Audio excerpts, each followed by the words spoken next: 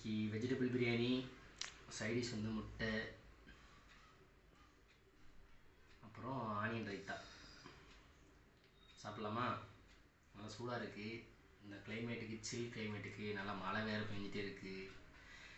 புயல் ஓஞ்சிடுச்சுன்னு சொல்கிறாங்க, ஆனால் புயல் ஓயவே இல்லை. நம்ம சாப்பிட்றது நம்ம கடமை, சாப்பிட்டுக்கிட்டே இருப்போம்.